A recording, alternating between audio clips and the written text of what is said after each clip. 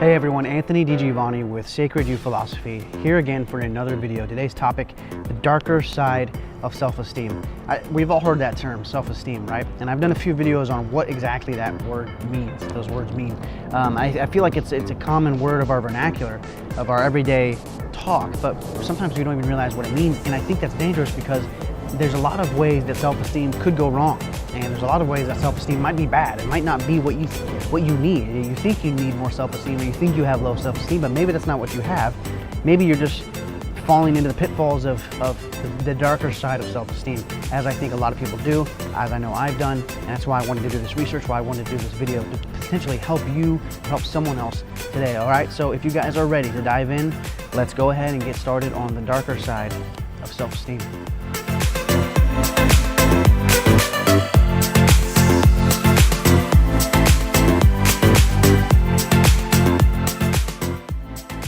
Okay, first I would like to start with the darker side of self-esteem. We need to understand that, some of its origins are found in, some of the thoughts, some of the teachings of Rousseau.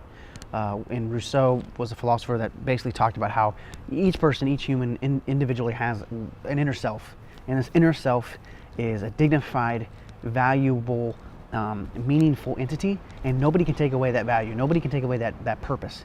No one can take away that meaning, right? And we're all on the same level in that sense. And that's basically Rousseauian thought, and that's what kind of filtered into self-esteem. And self-esteem was a concept, was a literature to try and help people realize this inner self and its value in an attempt to help them self-actualize their greatest potential and inherently accept more self-responsibility. But the problem with this is that I think it only looks at the subjective side of reality, the internal, the individual side of reality.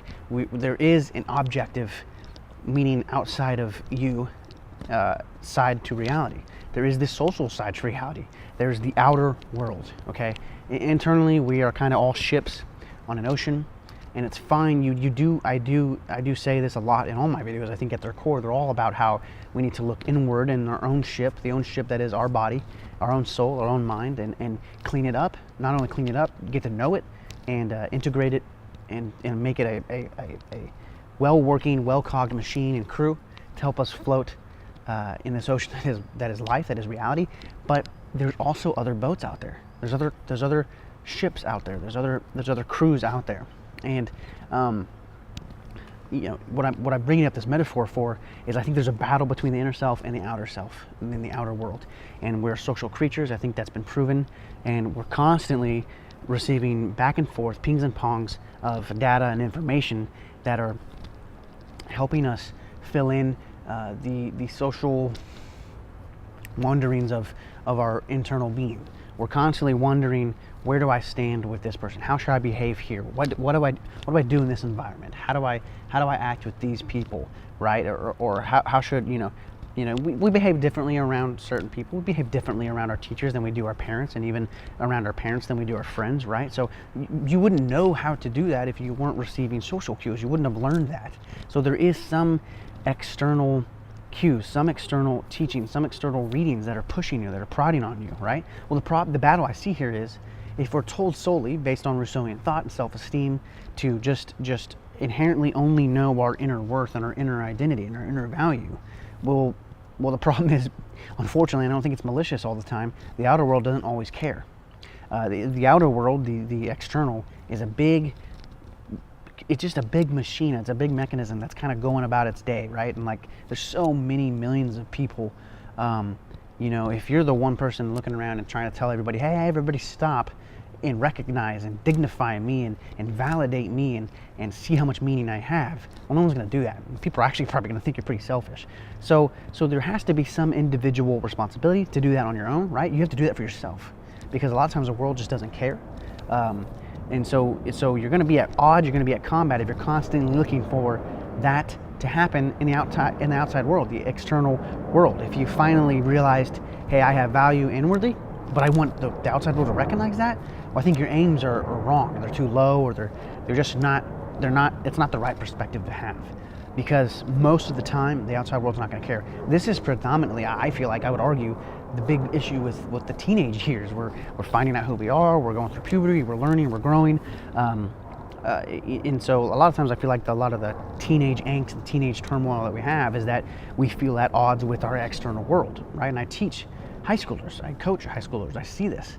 They feel lonely, they feel like they don't belong, they feel like they have no friends, whatever, right? Well, I think it's because you might be having the wrong perspective on your inner worth and your inner value, and it's combat with the outer world, okay? Essentially, what I'm saying is there's a fight there. You have to choose how to fight it, and maybe sometimes not fight it. You can be, if you go inward and look at your inward self, your inward value, and you find it and you recognize it, that's great. That's a huge step in living a good life. But you're going to have to almost be your own coach in that sense, your own reminder of that, because the outside world, and again, I don't think it's malicious all the time. I don't think it has the time to even be malicious to you. It's kind of indifferent. It's kind of moving without you. It just doesn't have the time to recognize that for you. It's not going to be that coach, that validator for you. So you have to do it. You have to know your own worth, and you have to recognize it, and you're going to have to coach yourself up on that. The next, I guess, point in the darker side of self-esteem that I want to touch on is the unfortunate necessity of a hierarchy of values. So what I mean by hierarchy is there's a system, right? A hierarchy is just a system of values and of levels, right? And as you go higher at the hierarchy, usually that's the upmost, thing of value there. Maslow had the hierarchy of needs, and at the top was what he saw as the greatest human need, which was self-actualization. That's where that term comes from for self-esteem. At the bottom was like the most animalistic needs. Well, the same can be done for a lot of things, but I think there's an unfortunate necessity of it for values and virtues, and that's kind of a darker side of self-esteem, which is that some values, some virtues, some behaviors are more valuable. They're higher on the hierarchy than others. And that sucks because, unfortunately, that's a tough pill to swallow sometimes, because it might mean you're not behaving right. It might mean you're not living up to your greatest potential in the sense of virtuous choices and moral choices. And sometimes that's not all your fault, but it's still uncomfortable. And a lot of times, I know in today's age, uncomfortability can be perceived as hurt and harm. And so anybody coming around saying, "Hey, your moral compass isn't pointing north," or your moral hierarchy isn't established correctly, you have the wrong priorities. Maybe someone has said that to you. I've heard that before.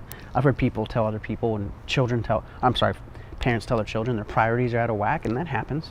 But as fortunate as that sometimes is to hear, especially when we think we're living right, it's necessary, because that's the only way you're ever going to know. If you go about your day, again, coming back to the first point, which is the inner self battling the outer self, and you're constantly just kind of stuck in your own inner perspective, right? And you think you're living a good life, and someone comes along, and says, "Hey, your priorities are out of whack. Your moral compass isn't in the right order."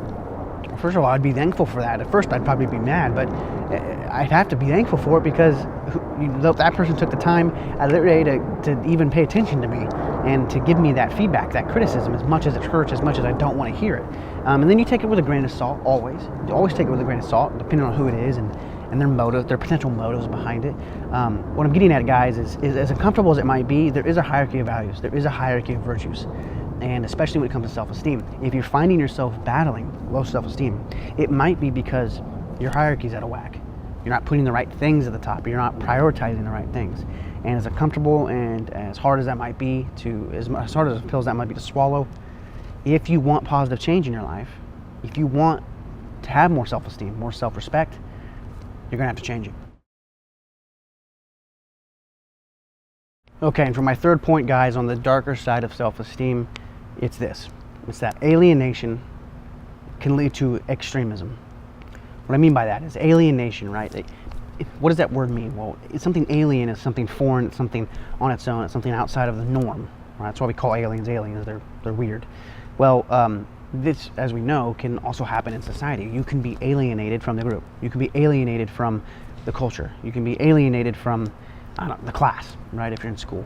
Well, the thing that we all need to be aware of, even if you don't feel alienated, because you could potentially be an alienator, you could be alienating someone you not even know it. The thing we need to be aware of is that alienation leads to extremism. Alienation is usually correlated with invisibility, right? A lot of times people of poverty, the reason why they want to lie to themselves and not admit that they're poor, or they battle with being poor, it angers them, it's because a lot of times poverty is a form of alienation that leads to invisibility. It makes you feel like you have no worth and value in the world around you, and you're invisible to the reality around you. It's the same thing with most alienation. It leads to invisibility. Well, the problem with that is an invisible person that's been alienated is going to have low self-esteem, usually. What this is going to inevitably lead them down to is to find their self-esteem in some radical idea, some form of radicalism, because most radical thoughts, radical ideologies give people a sense of worth and self-esteem, because it takes away the alienation. They hear things that they might agree with, and then they find out that there's a group that agrees with them, and then now all of a sudden a radical idea has led them down a pathway to a group and acceptance in the group, and no longer do they have to feel alienated. And along the way, they never stop to think, hey, wait a minute, maybe this group is radical and extreme. And some examples of this are like cults, or our fundamentalist religions, right? Terrorist groups. These are extreme ideologies. These are radical ideologies that I don't think anybody could debate it, help people that have felt alienated and give them a sense of group identity and group purpose.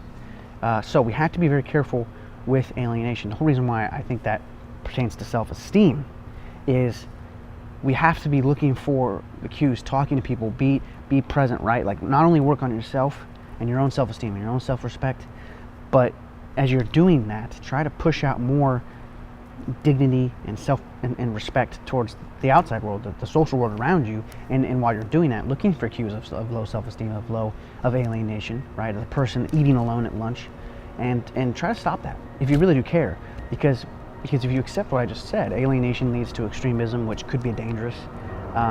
It almost is a responsibility of yours to fall on, if you accept that, to go try to incorporate people or try to respect people. And it's just something that you're going to have to be conscious of. And again, I think I've talked about this in other videos. It doesn't always mean like being blunt force trauma, like going straight up to the person and, I don't know, like forcing yourself on it, right? I think a lot of times too many religious groups try to do that. It's blunt force. It's like, let me force myself into the situation to try and help for good, and you end up doing more bad than you intended.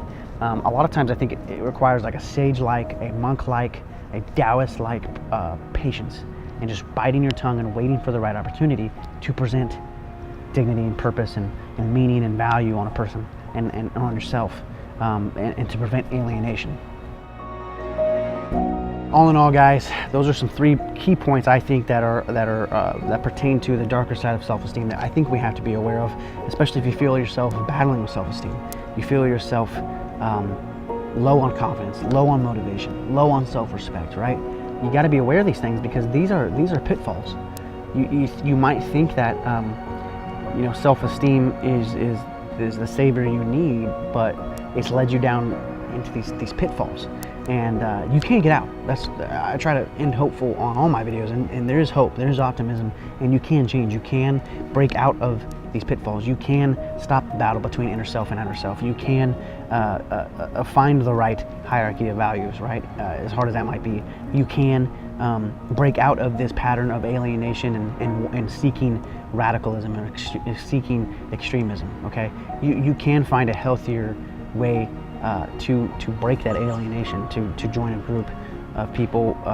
You could join a group with some type of moral foundation that is going to also not only break you out of your alienation, but also help you with the point of finding a better, more defined hierarchy of values. And that's killing 2 birds with 1 stone right there. So guys, there is ways, there's hope. But if you need more, I've created a worksheet, the link of which will be down below in the description, and it's just to help you get in the right mindset to do this, to face and potentially change these darker sides of self-esteem. I appreciate you guys watching. I really do, and a like and a share goes a long way with the video, especially if this is a video that someone needs to hear it. It can never hurt to share. And then as always, guys, a subscribe is a great action you can do for me. I just would be really appreciative. I can't thank the subscribers I have now enough for doing that. Just clicking that one button. I know it seems simple, but it really means a lot to me. So if you guys could subscribe, that'd be awesome as well. And as always, comment below. Appreciate you guys, and I will see you soon.